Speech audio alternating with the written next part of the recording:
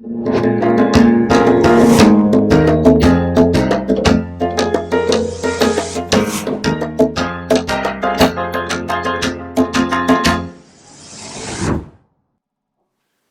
당산 이동 SK지식산업센터 신축과 관련해서 이야기 나눠보겠습니다.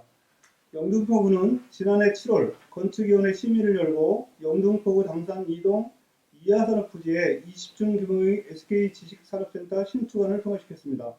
인근 주민들은 이대로 추진되면 15층 높이 아파트 남측 거실과 불과 12m 떨어진 거리에 20층짜리 약 90m 건물이 들어서게 되고, 그렇게 되면 일조권, 조망권 침해는 물론이고 사생활조차 보장할 수 없다고 목소리를 높이고 있습니다. 특히 이하산업부지 건축심의 운영 및 집행과 관련하여 위법과 부당함, 그리고 그 과정과 절차에 대해 의혹을 제기하고 있습니다. 더불어 건축위원회 의결 철회와 재심의를 요구하며 서울시 시민감사 ombudsman위원회에 감사 청구를 했습니다. 오늘 이와 관련해 주민들의 생각과 감사 청구 내용, 감사 결과 등에 관한 이야기를 나눠보겠습니다. 함께할 세 분 소개합니다. 이현규 반도호라비 입주대표 나오셨습니다. 네, 안녕하세요. 이현규 대표입니다. 건축 전문가 김지용님 나오셨고요. 안녕하십니까, 김지용입니다. 서울시 도시기원회에 활동한 김정태 현 서울시의회 의원위원장님 나오셨습니다. 선거운동 하다가 왔습니다. 4월 7일은 서울시장 보궐선거입니다. 오 마이 김정태입니다. 저번이다 지금 선거 유세에 나서 바로 뛰어왔습니다. 예, 이어서 당산 이동 SK지식산업센터에 들어선 것에 대한 주민들의 생각을 먼저 듣겠습니다. 누가 말씀해 주시겠습니까? 네, 제가 먼저 예, 말씀드리겠습니다. 이영규님 말씀하시죠. 네. 저는 작년 10월에 건축 심의가 의결됐다는 조건부 의결됐다는 소식을 들었습니다.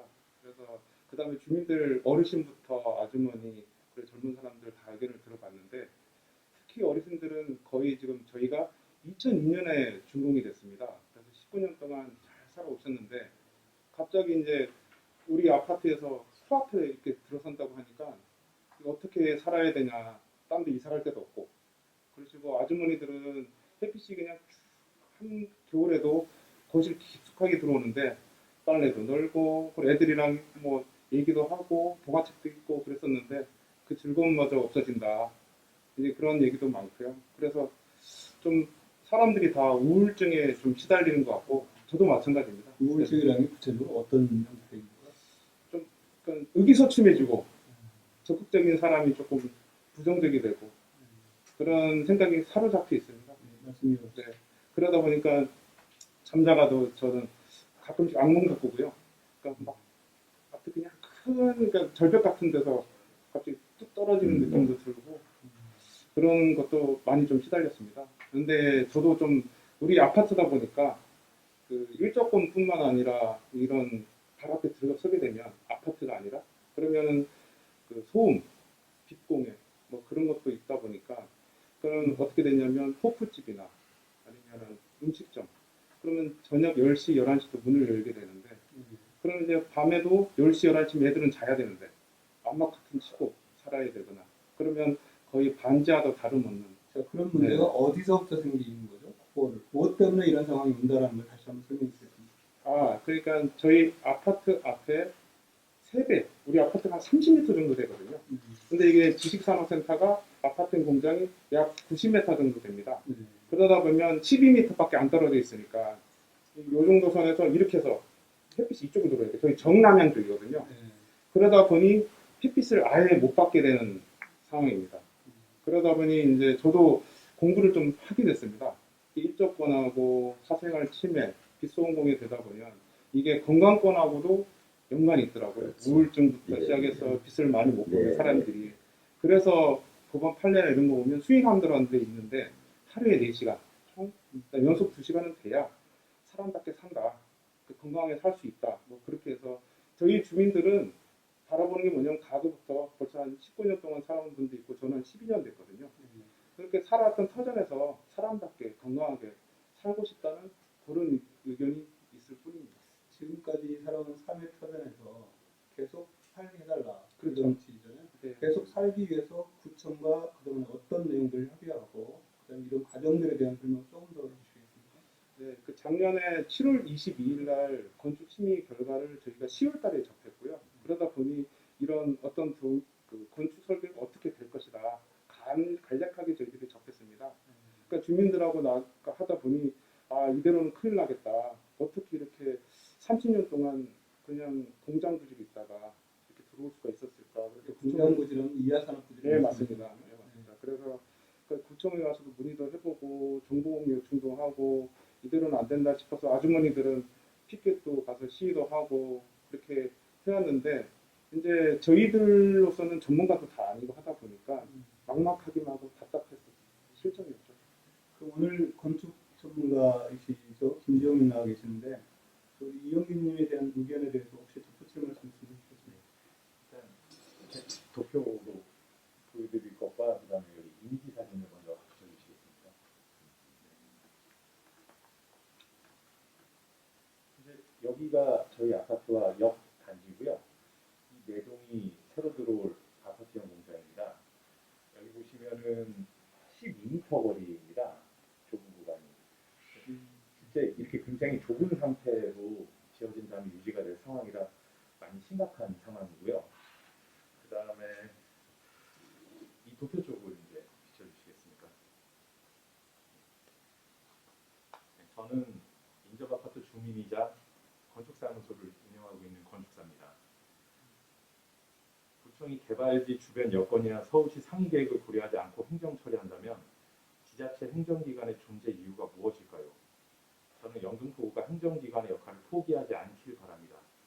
사업자가 선을 넘도록 방관하지 않길 바랍니다. 헤럴드 경제에서 전 공무원 모셨더니 건축심의 통과됐다는 기사 보도 직후에 영등포구청에서 새서울 신문을 통해서 반박 자료를 냈습니다. 이걸 가지고 제가 하나하나 잘못된 점을 여러분에게 설명드려 볼까 합니다. 그 내용을 간략하게 정리를 말씀 주시겠습니까? 네.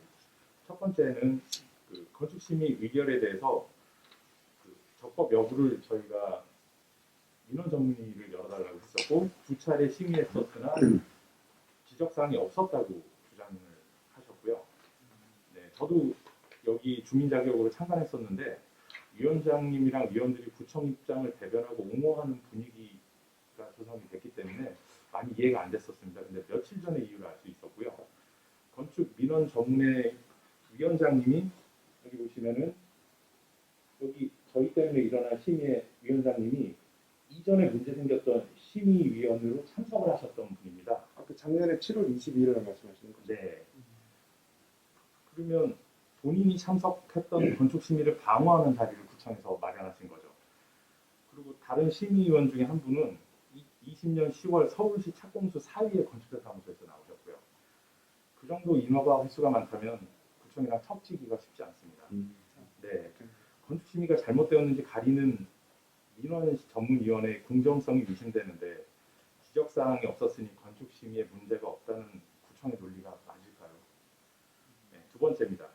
심의 하루 전에야 건축 심의도서 자료를 심의위원에게 제공했는데 문제가 없었다는 주장을 하셨고요. 예, 그 영등포구 건축과가 자료를 하루 전에 배포한 이유에 대해 서울시 시민감사기관이 추궁하시니 심의 접수한 민원인의 편의와 신속한 민원 처리를 위한 이유였다고 대답했습니다. 최소 7일 전에 자료를 심의위원에게 전달하는 것은 일정 규모 이상의 건축에서는 해당 건축물 파악 및 인접지에 미치는 영향 검토를 위해서 그 정도의 시간이 꼭 필요하기 때문입니다. 그럼에도 제대로 된 심의보다는 전임 구청 과장님이 입사한 설계사무실의 신속한 민원 처리가 훨씬 중요했다는 솔직한 답변을 하신 거죠. 작년 1월에 해당 설계사무소 블로그에 건축과장님의 입사 환영글이 있었는데 헤럴드 신문에서 관련 기사가 나온 직후 해당 환영글만 삭제되었습니다. 왜 그랬을까요? 이 도표를 보시면서 잠깐만요. 일단 저희가 10분에 네. 영등포구의 법관 의장님 전화 연결을 지금 예약을 했거든요. 네. 그러니까 이 전화 연결을 먼저 하고 네. 그다음에 이어가도록 하겠습니다. 네.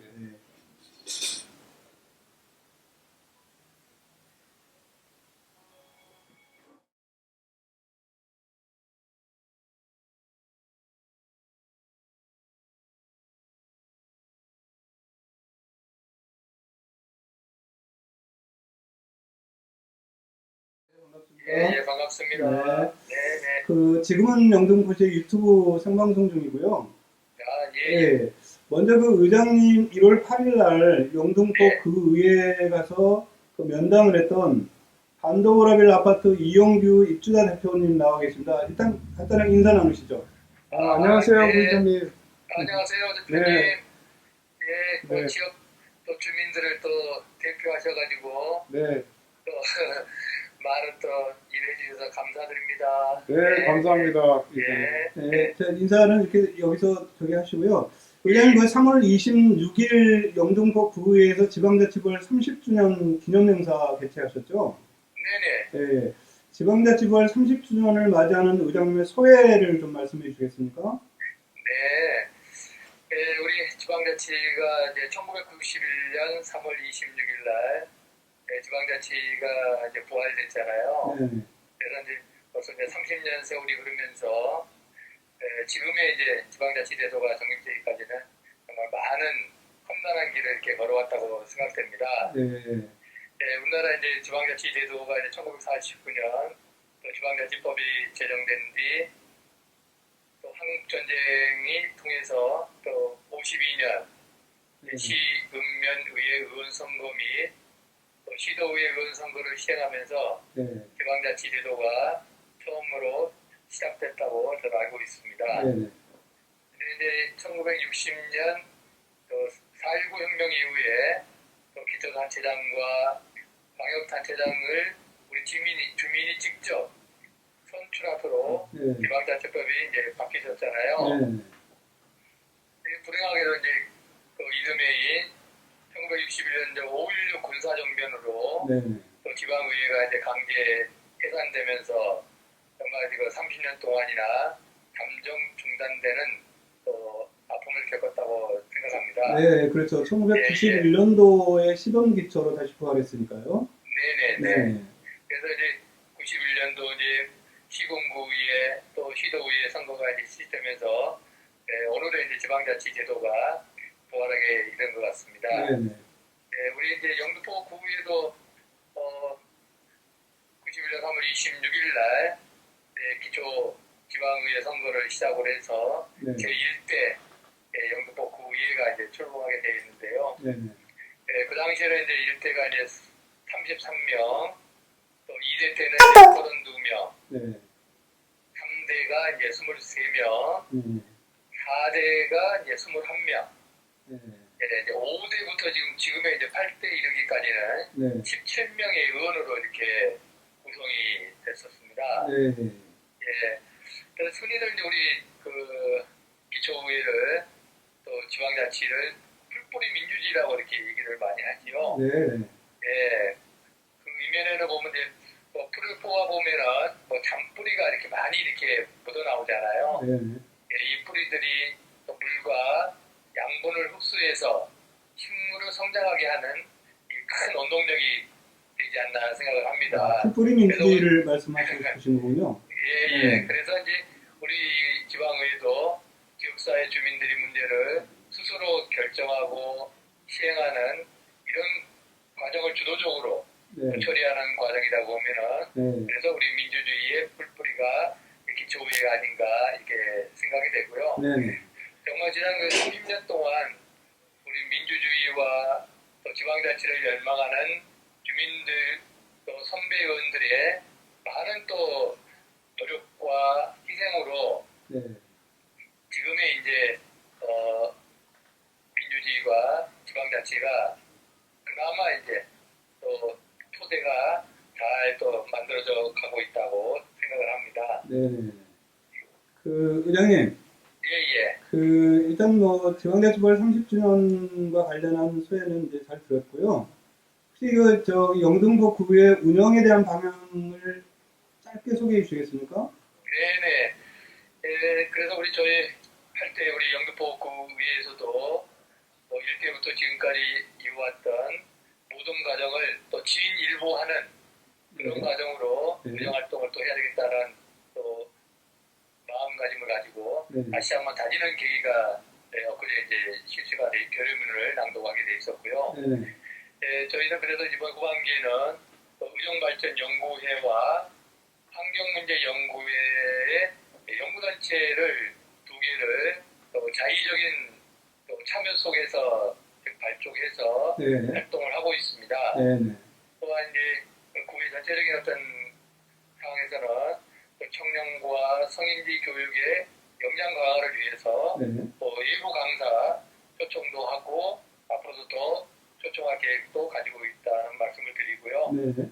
또한 우리 이제 국민들의 실질적인 또 삶의 질 향상과 밀접한 조례 제정이나 개정을 우리 의원들께 더욱더 이렇게 독려하고 있습니다. 네. 많이들 해달라고. 네네네. 또한 이제 우리 구정 질문, 또 5분 발언을 통해서 네. 또 행정부가 또 국민의 또 삶의 질을 높이는데 네네. 일조할 수 있도록 네. 그런 부분들도 우리 의원들께 네. 많이 제가 부탁을 하고 있다는 말씀을 드리고요. 네네. 하여튼 우리 영토구에는 지속적으로 우리 국민들을 위해서 네. 열린의정, 정책의정, 또 바른의정 실현을 위해서 최선을 다하겠다는 말씀 다시 한번 30주년을 맞이해서 다짐합니다. 네. 의장님 말씀 잘 들었습니다. 감사드리고요. 혹시 네. 나중에 기회 되면 전화 연결이 아니라 직접 출연을 좀 부탁드리겠습니다. 예, 기회가 되면은 한번 같이 또 얼굴 보면서 대화 또 나누도록 하겠습니다. 대표님. 약속하신 걸로 받아드리겠습니다. 네, 감사합니다, 네. 대표님. 네, 의장님 전화 고맙습니다. 네네. 네, 들어가십시오. 네. 자, 아까 중간에 말 끊어졌죠? 자, 이어가겠습니다. 다시 말씀드리겠습니다. 네. 저희가 알게 된 시점은 11월쯤이고요. 그 다음에 건축가 과장님이 20년 1월에 명예퇴직하신 뒤에 바로 건축사무소에 입사하십니다. 명예퇴직 아니고 정년퇴직이죠. 정년퇴직 죄송합니다. 예. 그리고 작년 7월에 건축심의가 통과되고요. 그 다음에 저희 주민들이 시행사 사장님과 면담을 올 2월에 했습니다. 2월에 면담을 했을 때 그 사장님께서 하신 말씀이 심의 전 1년 넘게 구청과 사전 협의를 했다고 말씀하셨는데요.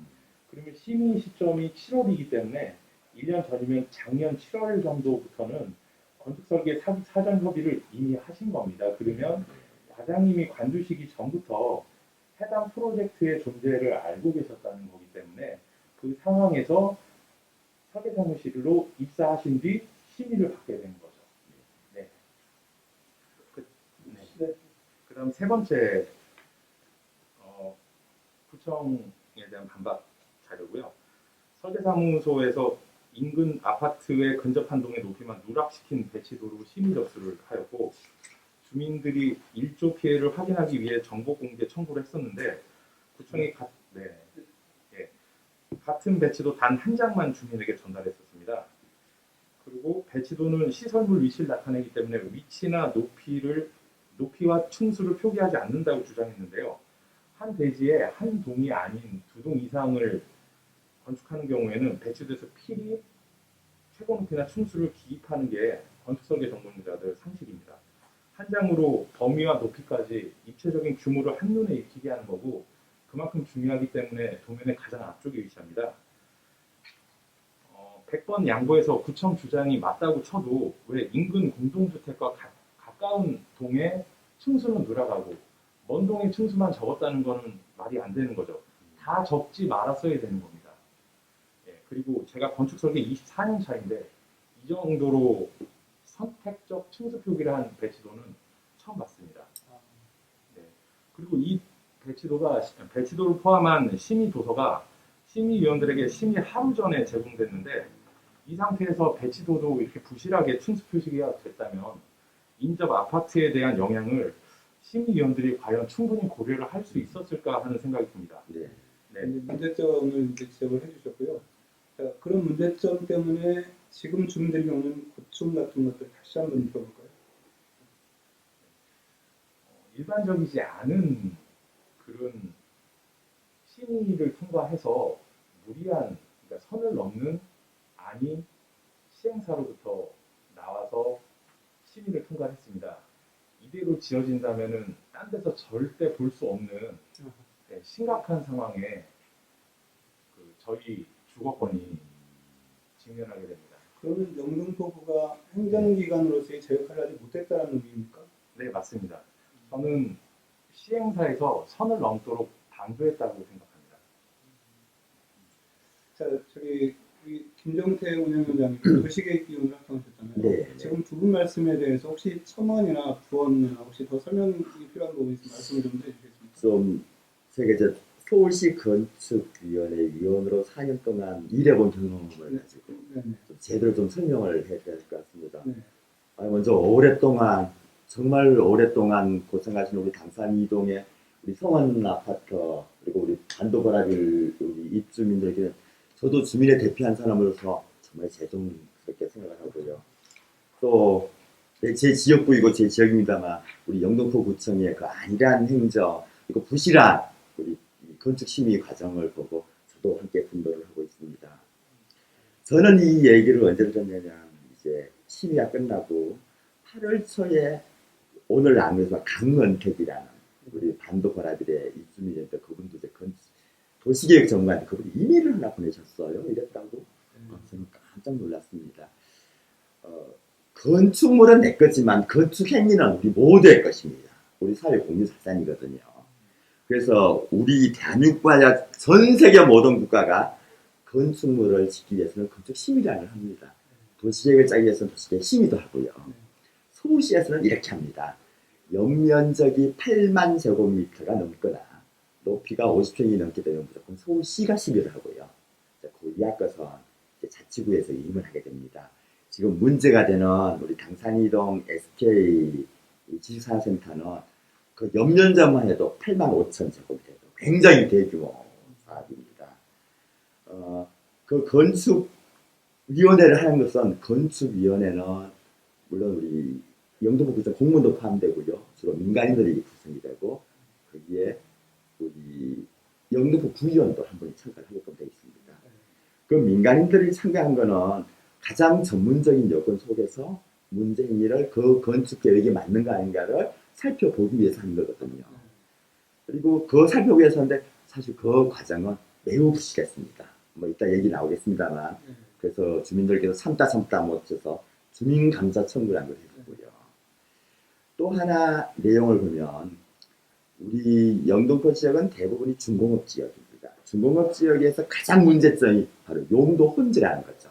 주거 지역도 있고 산업 지역도 있고 유흥시설로 들어가는 이런 문제들인데 이런 중공업 지역에서 용도 혼재 지역을 단점이 아니라 장점으로 전환시키기 위해서는 특히 건축위원회, 도시계획위원회에 가장 철저한 심의와 검토가 있어야 함에도 지난 겨울 그 추운 겨울날 우리 두 군데 아파트 주민들이 매일 영등포 구청에서 1인 시위를 했습니다. 그때 들어온 영등포 구청의 그 무응답, 그 무수행 답변을 두고 저도 한 사람의 주민의 대표들어서 저는 분노합니다. 잠깐만요. 그 구청 앞에서 시위를 언제부터 언제까지 하셨죠? 11월 초순부터 11월 4일 정도부터 2월 말까지. 2월 말까지는 현재는 안 하고 계시는 거네. 예, 지금은 그 영등포 구청장 면담이 2월 25일 날 있었습니다. 그래서 협의체 구성하고 적극적으로 최선을 다해서 해보겠다 하시고 구청장님이 면담 상황에서 이거는 본인이 보셔도 너무 심각하다 피해가 이대로는 최현 구청장 네네네 그래서 이대로는 좀 문제가 있다고 하셨고 그래서 그것만큼은 주민의 편에 서서 해드리겠다라고 그때에서 얘기를 하셔가지고 그럼 저희도 그 구청장님 그렇게 약조를 하셨는데 이렇게 피켓 시위 하는 거는 좀 양보를 해야 되겠다라고 해서 피켓 시위는 지금 보류하고 있는 상황입니다. 저기 김정태 위원장님 나중에 이야기 더 이어가시겠습니까? 계속 진행하면서. 그러겠어요? 그러면 지금 우리 저기 감사 결과에 대해서 얘기를 나눠볼까요? 네, 제가 바로 말씀해 주셨습니다. 아까 말씀드린 것처럼 하루 전에 건축심의도서를 제출한 것에 대해서 서울시 시민감사에서 기관 경고를 내렸고요. 그다음에 경관심의 개최 시에 그 체크리스트 작성 누락도 했습니다. 그래서 그 부분도 기관 경고가 나왔습니다. 그게 그 심사위원용 얘기하시는 거죠? 네, 맞습니다. 심사위원과 사업자가 같이 해야 되는데 사업자는 뭐 당연히 자기에게 필요한 것들을 제출하는 거고요. 심사위원들은 이제 그 자기가 심사를 하면서 중요시한 부분을 자기가 체크리스트를 가져와서 그 부분을 체크하겠죠. 근데 그 부분이 누락됐습니다. 그 부분도 기관 정보고요. 저도 근데 그 보니까는 층수만 간략하게 그 체크리스트 있더라고요. 사업명에, 사업장에. 근데 제대로 보려면 진짜 우리 서울 플랜에 법정 계획이 있지만 거기 보면은 주거지에 준하는 그리고 서울 플랜이나 서울 2030 2030 서울 플랜 봤어요. 그리고 2030 중공업 종합발전 계획에 나오는 거예요. 그래서 그거를 참고를 해서 주민들이 피해나 이런 거를 최대한 최소화할 수 있도록 심의위원들이 좀 해야 되는데 아까 체크리스트가 심의위원령이 없었다고 저도 깜짝 놀랐습니다. 그 아까 소장님한테 들은 얘기인데 저는 잘 모르니까 그랬습니다. 그리고 마지막으로 그 주민들이 그 요구 자료가 있었는데 개요 한 장이나 배치도 한 장만 제공을 하셨어요. 네, 배치도 한 장으로는 규모를 알 수가 없습니다. 높이가 지워진 배치도를 제공했기 때문에 그래서 그렇게 하셨었는데 나중에 또 제공하실 때는 그 구청에서 정보 공개할 수 없다고 말씀하셨던 인면도는 또 제공을 나중에 하셨어요. 이건 저희가 층을 알게 된 이후에 제공하신 겁니다. 그래서 아는 만큼만 내주겠다. 뭐 이런 네, 겁니까? 그렇죠. 그래서 그 부분도 부적절한 업무 처리로 기관 경고가 나왔습니다. 세 가지를 보건데 그 감사 결과와 그 다음에 심의 결과를 비교한다면은 그 민원 대체에 문제가 없었다는 입장이라든지 아니면은 구청에서 반박 자료를 다른 신문사를 통해서 냈던 것들은 잘못됐다고 생각합니다. 김지용 소장님께서 감사 결과를 말씀드렸는데 제가 잠깐 좀 네, 부연드리겠습니다. 우리 김 소장님께서 말씀드린 감사는 주민 감사를 얘기를 합니다. 행정은 반드시 감사를 필요하는 게 감사이란 몇 가지 종류가 있는데 첫 번째는 자체 감사라고 해서 영등포 건축가가 있으니까 영등포 감사관실에서 하는 게 그걸 자체 감사고요. 영등포 구청의 상위기관의 서울시나 감사원이 한 거 상위기관 감사인데 우리 주민자치법에 따라서 우리 주민들이 그 추운 여름 내내 영등포구청에서 항의도 하고 정보 공개 요청되는 거 안 들으니까 우리 지역 주민들 200명, 256명이 그 추운 날 서울시에다가 우리 영등포 구청 건축위원회 건축행위가 부적절해서니 감사를 해주십시오라고 요구를 했습니다. 아마 영등포구에서는 주민감사 청구 소송이 이번 사례가 처음이었을 겁니다. 네. 그래서 요거를 서울시에서도 이거 영등포 구청 주민이 맞다 라고 60일 동안 감사를 한 거였습니다. 그래서 그 감사 결과가 기관 경고 그것 경고 별거 아니야 그러는데 굉장히 큰 겁니다. 서울시 산하기관에 만일에 뭐 SH공사라든가 뭐 우리 시장, 가락시장, 우리 농수산 유통공사나 시설관리공단이 기관 경고 받았다면은요, 그 다음 해에 모든 직원들의 성과가 못 받습니다. 그리고 그 부서장은 다음에 임기 연장 불가능할 정도로 굉장히 엄벌해지는 문제였습니다. 그러니까 이 문제의 심각성을 우리 구청에서 제대로 인식을 못하는 것은 매우 답답한 현실. 인식을 못한다고 느끼시는 부분은 어느 부분에서 아까 우리 김 소장님도 말씀하셨다시피 사실 행정에 절차가 있는 거거든요. 아까 잠시 말씀하셨는데 건축위원회가 열렸으면 건축위원회는 법적으로 전문가를 추천해서 정말 깊게 전문적으로 심의를 하는데 심의 회의록을 보면은요 그게 심의 없었습니다. 이거 체크리스트 그러는데 그 체크리스트 누가 만들었느냐? 사업자가 우리 이렇게 지어서니 문제없습니다고 내 체크리스트를 냈는데 거기에 대한 평가, 점검 하나도 없이 그냥 다 통과시키는 겁니다. 가장 심각한 것은 건축위원회가 문제가 있다고 민원을 제기했지 않습니까? 그럼 이제 영등포구청은 그 민원이 타당한가 적절한가 평가를 하기 위해서 건축전문위원회를 구성하게끔 되어 있습니다. 건축민원 전문위원회 구성이 누가 되냐? 건축심의했던 그 심의위원들이 건축민원위원이 된 거예요. 이거는 모든 행위의 회피와 제척사항에 엄청난 문제가 있습니다. 이거 우리 주민들이 처음 간 주민감사에도 그 문제가 나와 있습니다. 또 하나 말씀을 드리면 이게 얼마나 부족했냐면 근데 이제 심의를 하게 되면 그 심의에 대한 규정들이 굉장히 많습니다. 기본적인 법률도 있고요. 우리 국토교통부의 건축위원회 심의 지침안도 있고요. 서울시 지침도 있습니다. 물론 영등포 구청에도 경관심의 조례가 있었습니다. 그 국토부의 건축심의 지침에 보면 건축심의날 12일 전에 건축위원을 선임하고, 이러고 선임은 영등포 건축위원회 전체 위원은 한 68명 정도 됩니다. 그 사람이 모두 다 들어가는 게 아니라 그 중에서 10명 이거 해서 17명 정도 이렇게 그때마다 들어가는 거거든요. 그걸 정하고 늦어도 일주일 전까지는 심의 자료를 보내서 전문가들하고 검토하게 되는데, 아까 우리 김지용 소장님 말씀대로 딱 하루 전에 보낸 거예요. 이틀 전에 건축위원 심의하고. 근데 그게 건축물 규모가 어마어마한 거란 얘기죠. 3월 정도면 검토가 가능하다고 판단. 아닙니다. 불가능합니다. 분명히 불가능하다. 이게 왜냐면은요, 건축 연면적이 8만 5천. 건축물이 한 개 동이 아니라 4개 동이에요. 4개 동 높이가 여기는 90m 그러는데 96m. 아파트 높이로는 35층 높이입니다. 그냥 읽고 말아라. 읽고 말고 그냥 통과시켜 주자. 그런 우리는 그렇게 믿는 거죠. 근데 진짜 문제한 것은 공무원들은 아니야 이거 건축위원회 통과 받았어 라고 했으니까 요건 행정재량 행위에 대한 일탈행위라고 생각합니다. 그 사실은 그 건축위원회 위원 명단을 제가 보고 한 가지를 발견한 게 있어요. 영등포구의 위원회, 건축 관련 위원회에 위원으로 계시는 분, 사업자를 2개 내서 각기 다른 동에 두고 수의 계약을 하시는 분이 위원회 명단에 이름을 올렸더라고요. 깜짝 놀랐습니다, 사실. 이건 문제입니다. 네, 이거는 정말 그 문제를 삼으면 문제가 될 수 있을 것 같아요, 그죠?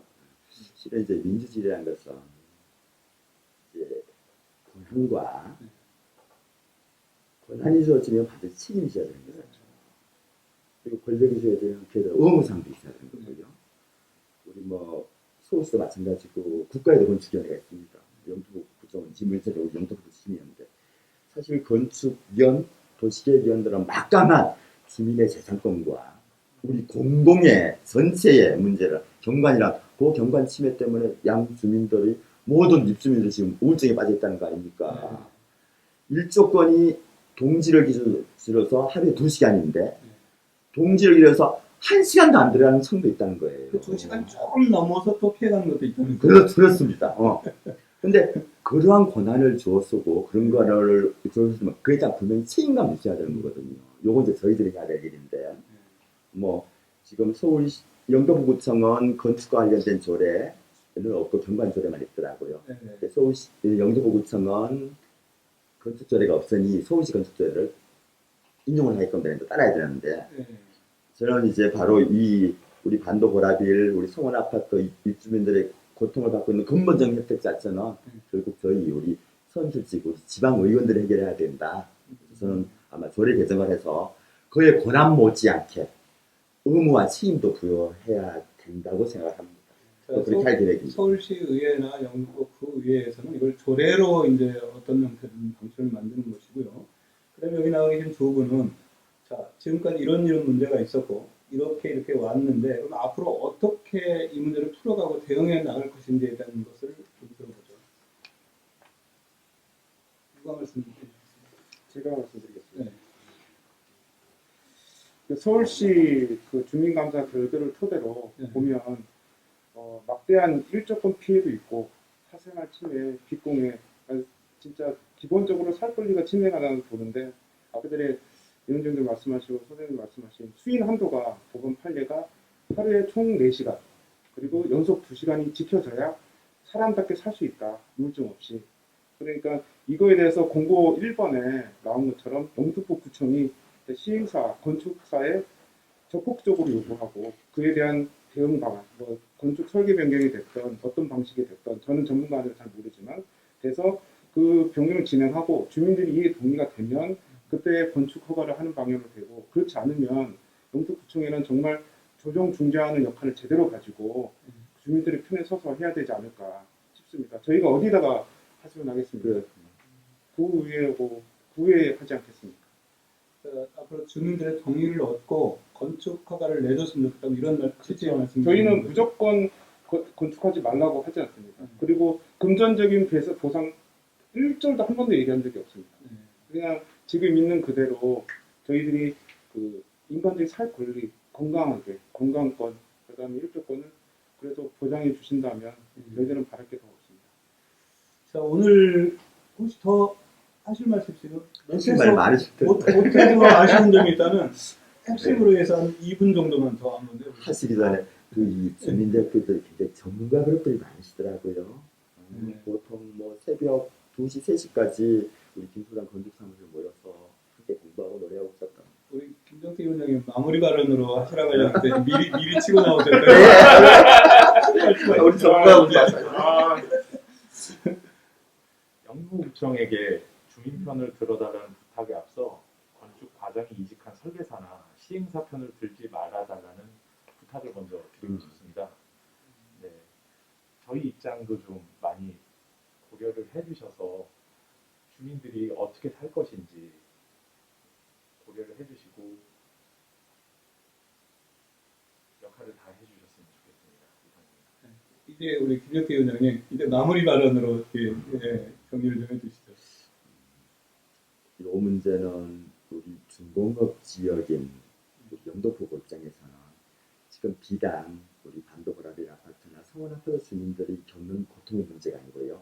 제2 반도 아파트, 제3의 성원 아파트가 또 나와주는 문제입니다. 네. 여기에 대한 문제 자체는 사실 법과 제도의 허점이 있으면 그 법과 제도의 허점을 행정의 역할로서 박아야 되는 거거든요. 카메라 보고 말씀하시죠. 그래서 저는 이 충격을 좀 듣고 말씀드리면 특히나 우리 용도 혼재 지역인 중공업지의 문제일 때는 무엇보다도 우리 구청의 책임 그리고 담당 공직자들의 국민 중심의 행정 그리고 우리 영등포 미래 발전을 위해서는 정말 철저한 우리 위원회 운영이라든가 그러한 지침에 따라 저는 행정이 필요하다고 생각됩니다. 그게 없다면 그 세밀한 문제 자체는 우리 서울시의회에서 새롭게 법률적인 제도 만듦을 강구하고 곧 시행토록 하겠습니다. 자, 위원회에 주문하신 그렇습니다. 사안이시네요. 네. 자, 오늘 그 지금은 영등포 시대 방송은 이제 이 정도에서 제가 마무리를 하겠습니다. 마무리 하시겠습니까? 네, 하셔야죠. 좋습니다. 네. 생방송으로 하다 보니까 네. 말이 당황스럽기도 했는데 정말 이런 기회를 통해서 주민들이 정말 다른 말을 할 수 있고 이렇게 발전할 수 있다면 더할 나위가 없겠습니다. 아니, 지금이라도 아직 건축 허가가 남아있는 거 아니겠습니까? 네, 남아있습니다. 그렇죠. 네. 또 가장 중요한 문제가 있는 건데 이 건축화의 문제에 대해서 영등포시에서 결단을 내려야 됩니다. 그래서 아까 이후에 어떻게 하실 건지 방향을 물었었는데 그 부분은 또 빼놓고 아. 하더라고요. 준비하셨는데? 그게 이제 아까 전에 말씀드린 것처럼 그 공고 사항에 있는 서울시 감사에 있는 네. 일조권에 대해서 수인한도 법원 판례에서 보장하듯이 금전적인 보상만을 그게 하는 게 아니라 저는 기본적으로 살 권리를 구청에서 살펴주시고 본인이 구 공무원 분들이 진짜 반도 보라빌 아파트나 성원에 사신다 생각하고 한동 오르시면 정말 깜짝 다들 놀라시더라고요. 어떻게 여기서 이렇게 10m 앞에서 이렇게 할 수가 있을까? 뭔가 잘못됐다라고 다들 하세요. 그러니까 이제 그렇게 좀 동감해 주시고 그렇게 해서 구정 활동을 하셨으면 정말 좋겠습니다. 그래서 지금 자유민주주의에 물질 만능주의에 치우치지 않고 정말 주민과 같이 호흡하는 구청이 됐으면 정말 좋겠습니다. 자, 이 말씀에 대해서 제가 첨언하지 않겠습니다. 자, 영등포구 건축위원회 의결 철회와 재심의를 요구하는 주민과 법적으로 문제가 없다는 영등포구청. 오늘 방송 이후에 어떤 변화가 있는지 영등포 시대도 관심을 두고 지켜보겠습니다. 네. 감사합니다. 자, 지금은 영등포 시대 오늘은 여기까지입니다. 여러분의 많은 사랑, 좋아요, 구독 부탁드리고요. 사실 첫 회 방송 때 방송 끝난 이후에 본인이 충청도 예산댁인데 본인보다 말이 더 느려서 답답하다 이런 말씀을 주셔서 충청도시구나. 그래서 오늘은 가능한 빨리 하려고 노력했습니다. 자, 오늘 방송 여기서 마치겠습니다. 고맙습니다. 2주 후에 뵙겠습니다. 일어나세요 지금은 여러분